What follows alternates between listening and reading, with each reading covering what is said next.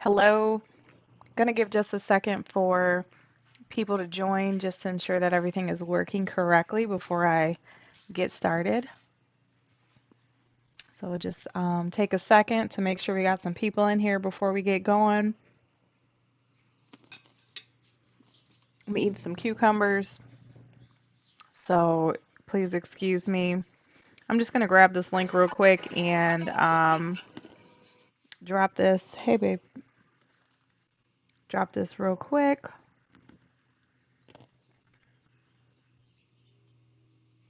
and then we will get rolling. Let me just make sure my settings are correct. And it looks like they're not, so that is good.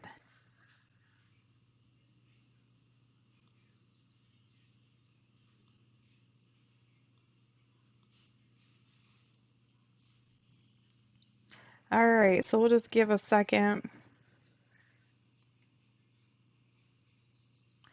for people to join us. It is about 3:24 here on Monday, Memorial Day Monday. We're going to be doing a quick charting session of the NASDAQ using NQ futures. I'm just going to give a second for people to join, and then we are going to dive in. Hopefully you guys are ready for a good week this week.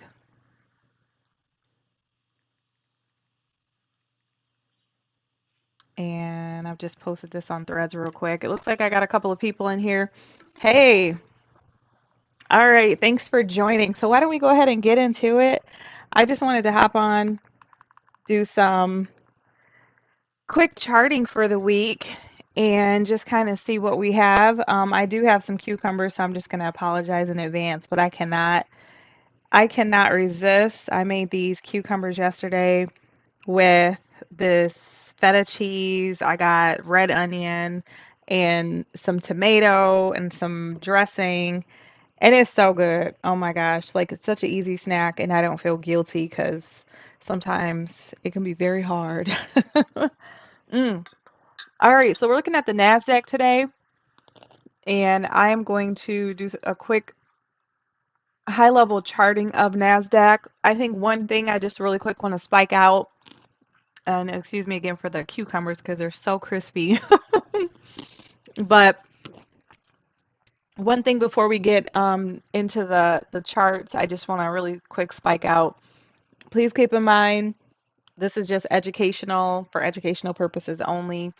This is not trading advice. I'm not telling you to do anything. Anything you do is your own decision and you are responsible for your own choices. I am not a financial advisor, nor do I pretend to be one.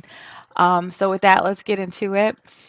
Like I said, we're looking at the NASDAQ. I'm starting on the 4-hour time frame. I actually use a different time frame to typically trade on and chart and do my bias. However, for those of you who don't trade with Goldbach methodology, you can use the 4-hour, and I'll try to reference the 4-hour because I think it'll be easier for you. But basically, looking at the 4-hour time frame, I think one thing that's like super important right here is you have a bullish fair value gap that was created over all-time high, and this was done here last night. So that break was pretty significant. I don't know why it's not letting me double click on it to open. One second, y'all. I don't know why that's not working. That's kind of annoying. Let's see. Let's turn off that magnet and see if this will open it. Yeah, that's like really weird. Okay, let's save this and hit refresh real fast. See if we can fix that. But while that pulls up, so that gap to me is important because that fair value gap is a break over a key level, and it's not just any key level, it is over all-time high. There we go. So this gap is we kind of like usually if there was price action to the left, we'd be looking to the left to see if there was a gap over there that would be used as an inversion fair value gap. But unfortunately, with this, there's nothing to the left because that's all-time high. So all we know right now is this is a bullish fair value gap. and it's on the 4 hour.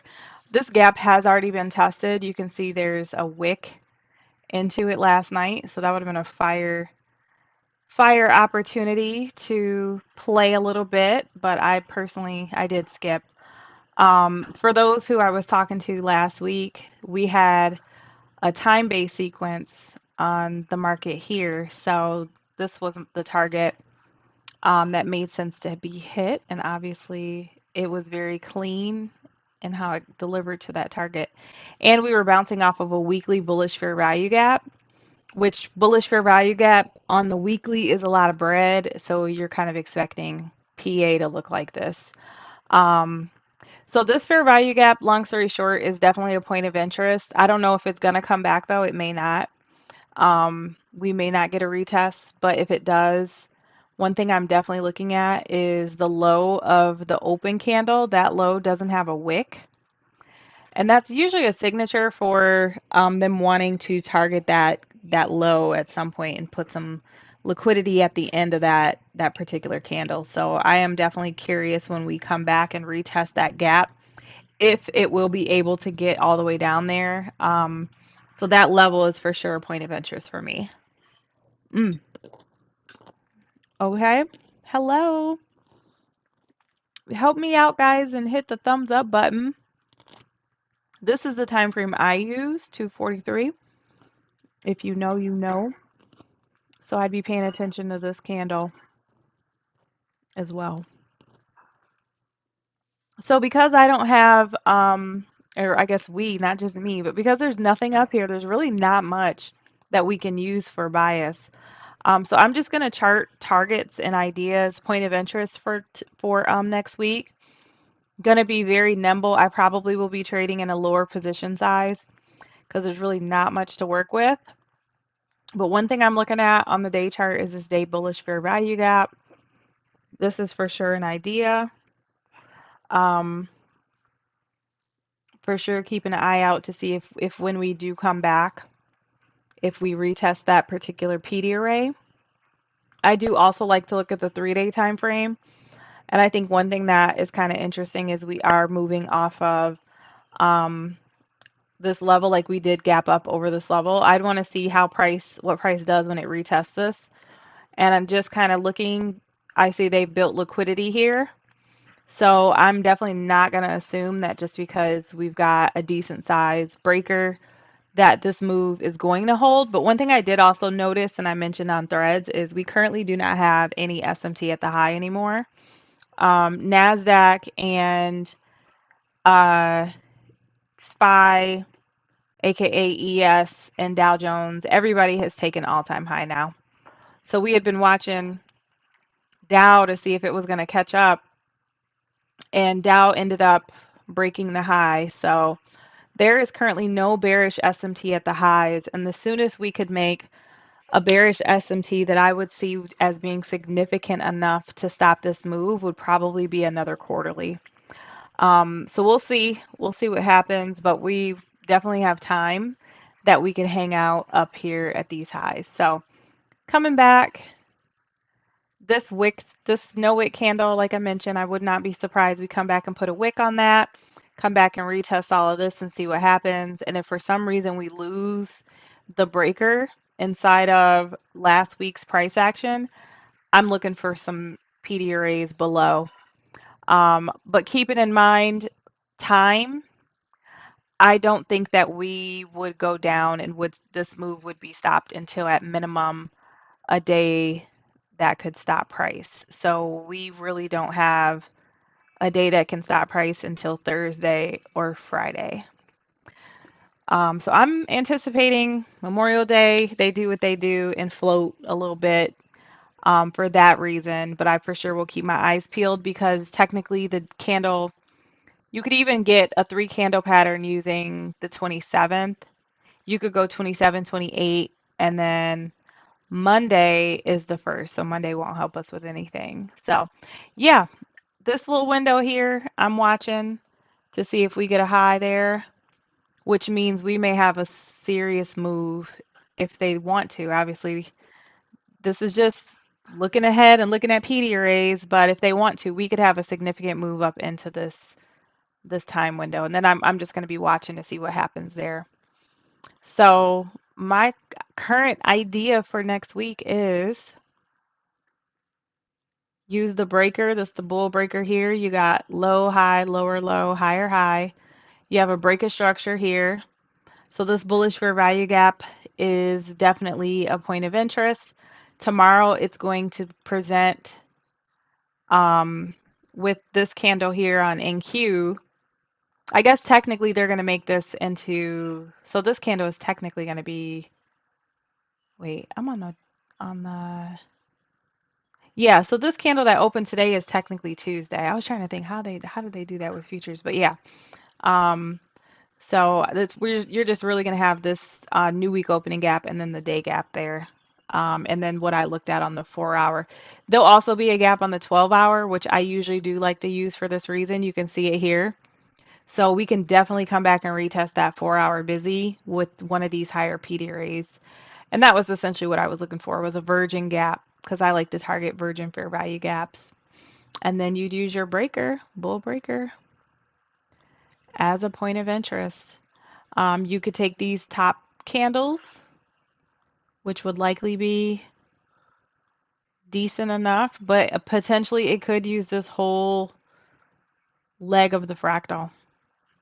Like if it could use all of this, depending on what time frame is being referenced. So yeah, this would be what I'd hope for though, is we retest here and just keep going, and then up reach into our time-based window, and then we see either a move down to retest and it continues, or we could keep going, or we could stop at that time and just make a full retrace. So definitely want to see. They do say sell in May and go away. So I'm curious to see, especially with this being an election year, what we have. They also have said historically that when you get a new Fed chair, the market typically, from a historical perspective, pulls back. I think the average was like 10% or something like that. So we will see, because he just got sworn in, I think Friday. So there's a few things that could be used if they wanted to for a retrace using that time window. I think the last thing I was going to chart is crude. And mm, let's see.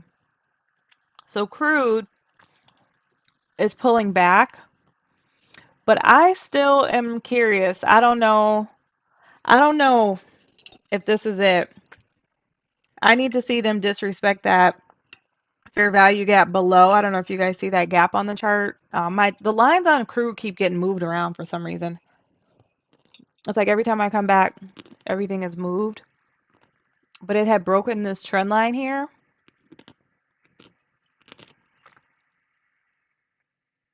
And you have this trend line, right? And it made a gap when it broke it. And now it's falling. And it never retested the trend line using the gap. So I do think it's very possible that crude is just coming here to retest, put a wick there, and keep going. So this is a point of interest for me that I want to see what happens when it comes here, if it does make it, and if they do plan to bring crude down even further. That would be where I'm watching to see what happens when crude reaches there, because it could just be pulling back to go higher. How do you go higher? You pull back. So definitely curious about crude, because I do think that there is the potential it could retest that PDRA, and using time, if NQ stops on Friday, crude could stop falling on Friday, and you could have a perfect like flip between both sides of these particular assets. Mm. Let's look at oil. Yeah, same thing. And this is a breaker. Low, high, lower, low, higher, high. You got another breaker. Low, high, lower, low, higher, high. This is a breaker, bull breaker. You see the W with a fair value gap. That's a unicorn. ICT calls a unicorn one of his highest probability setups. So, yeah, I think it's going to be very interesting to see. You could also argue this is like an inverse head and shoulders. I don't know if you guys are familiar with that particular formation in market structure. It's just basically like showing like the end of a downtrend. It's like exhaustion of a downtrend, and you get that higher leg on the right side. And that is essentially a retested break of structure that's about to have continuation. And it is also an end of downtrend formation. And this does look very similar to that. But I think the only thing that's important to note about oil is oil basically trades in a box. So using this chart, you can see the box. Like this is oil's box here. So let me make this a little lighter because I know my color choices are not always the easiest to see. Well, oil basically is like in a box. So I wouldn't be surprised to see this thing come here and then we get a ping pong back to the other side of the box from there. So we'll see. We will see what happens. But for now, point of interest on, oops, point of interest on oil and crude oil future is the 27-day bullish fair value gap for me. For me, that gap is going to be what would potentially stop this down move if it plans to bounce. And if it trades through that and continues downside, then I would be looking for lower prices on oil and I'd be more open to the idea that they're trying to present right now. But right now, I see a setup. And with time, I definitely see the potential um, that we may be setting up a bullish setup. I think one other thing, I just want to look. That's a liquidity.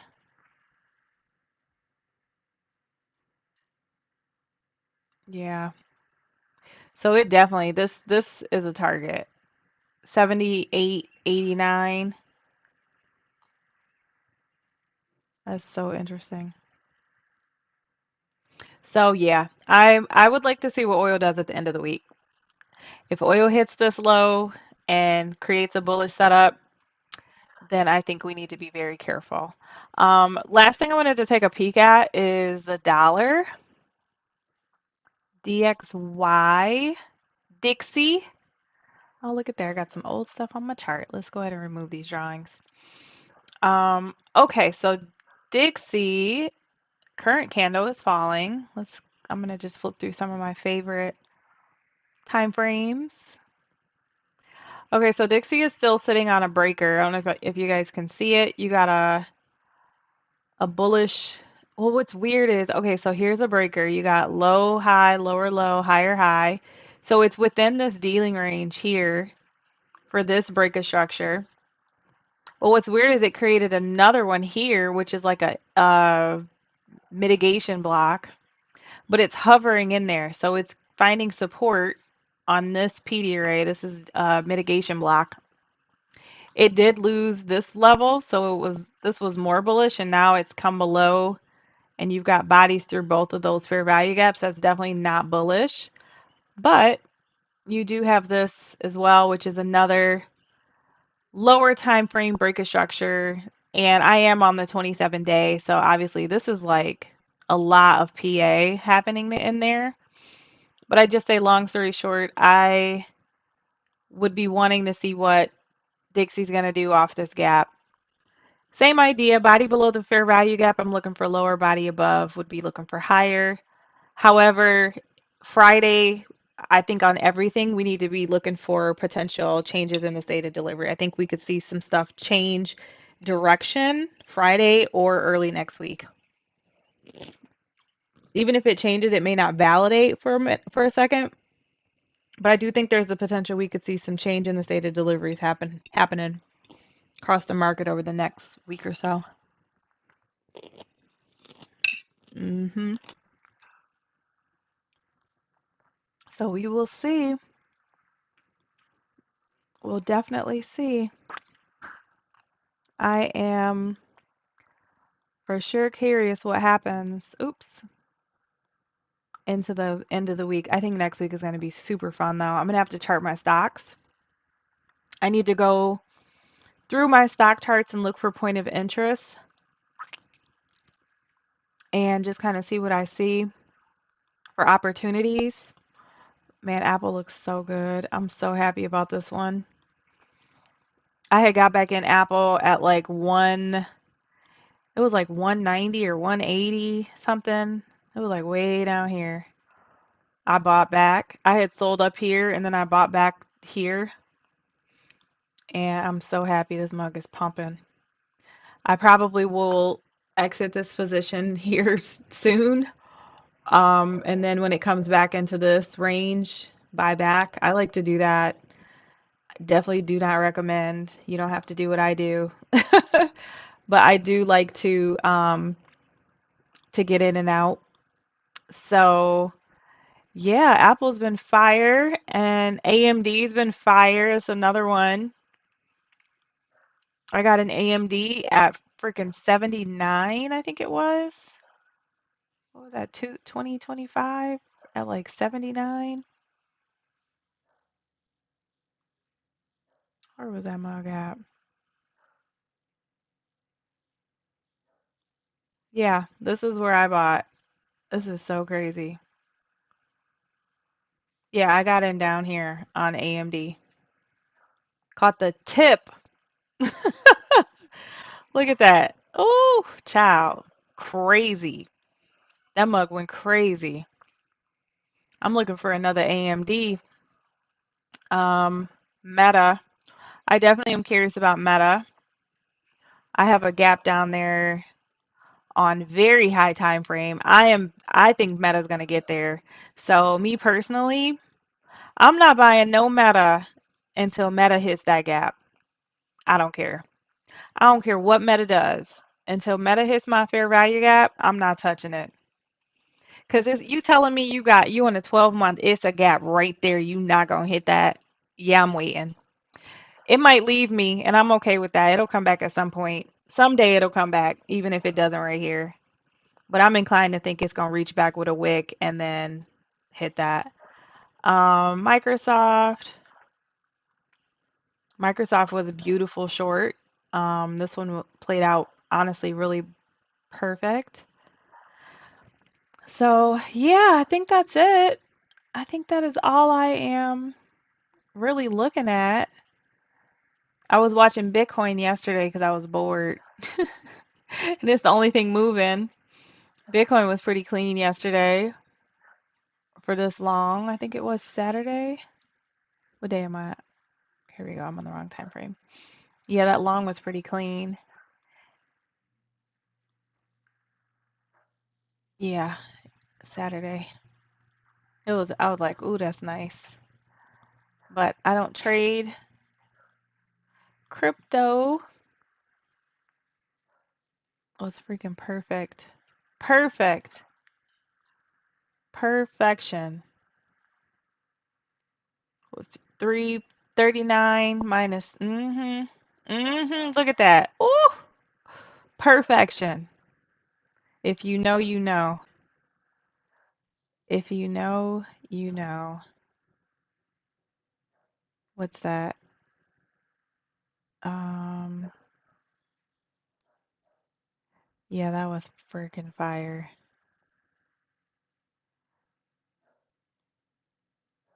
Dang, that was another one. So I don't know where Bitcoin's going, but that was perfect.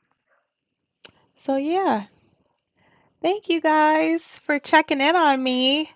And I appreciate you guys for liking my video. I hope that the conversation was helpful. This week is kind of tough because all we really have is one point of interest and you really can't create a target. So you have to play very carefully. So I'll be in a smaller position this week. I'm not going to do anything crazy. A plus setups only. There's no reason I got to trade. I ain't got to take every bus. Okay. A plus setups only. But at the same time, I definitely think some stuff is coming. I think they're going to shake it up a little bit. So I'm looking forward to that. They do say sell in May and go away, so I'm want to see what they talking about because I don't think I've ever paid attention to that on a non-election year. So I need to be more, pay attention to it, and I'm going to be taking notes as to how price action plays out on this non president election year, but it's election year for the representatives and whatnot. So definitely curious to see how this year plays out and what it all looks like. I think it's going to be a lot of fun. But yeah, I hope you guys enjoyed this conversation, me just kind of going through and uh, seeing my bias on a couple of things. But y'all be safe out here. Keep your account safe. Make sure you are, planning and doing all the right things. And definitely, like I said, be extra careful next week. And then after next week, what do we have? Well, no, next week is, because this week is what, the 24th. So next week is going to be non-farm payroll. So this week you got to be careful because we at all-time high, and next week you got to be careful because it's non-farm. So yeah, y'all be careful out here in these streets. And I will see you on the flip side. Thanks for chiming in with me and checking in. Bye.